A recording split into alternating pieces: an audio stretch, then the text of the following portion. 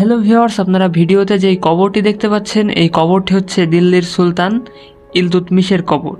সুলতান ইলতুৎমিশ ছিলেন অনেক ভালো একটি শাসক।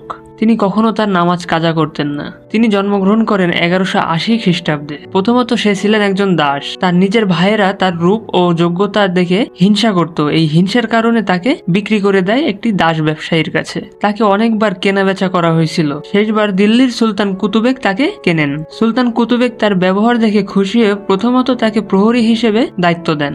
এরপর আস্তে আস্তে তার পদের উন্নতি হয় এবং এক পর্যায়ে যে তার ব্যবহার, তার কার্যকলাপ দেখে সুলতান কুতুবেক খুশি হয়ে তার কন্যার সাথে তাকে বিবাহ বন্ধনে আবদ্ধ করেন এবং এক পর্যায়ে যে সে দিল্লির সুলতান হন। তার শাসন ব্যবস্থা খুবই সুন্দর ছিল। সে মৃত্যুবরণ করেন 1936 খ্রিস্টাব্দে এবং সে মৃত্যুবরণ করার আগে তার মেয়েকে দায়িত্ব দিয়ে যায়। তার সম্পর্কে বলতে গেলে অনেক বড় ভিডিও হয়ে যাবে, এই জন্য আমরা সংক্ষেপে আলোচনা করলাম যাতে ভিডিওটি অনেক বড় না হয়। তো ভিডিওটি ভালো লেগে থাকলে আমাদের চ্যানেলটি সাবস্ক্রাইব করে দেবেন এবং ফেসবুক পেজ থেকে দেখে থাকলে পেজটি ফলো করে দেবেন এবং আপনার বন্ধুদের কাছে শেয়ার করে দেবেন। তো দেখা হচ্ছে পরবর্তী ভিডিওতে। ততক্ষণ পর্যন্ত ভালো থাকুন, সুস্থ থাকুন, টেক কেয়ার, আল্লাহ হাফেজ।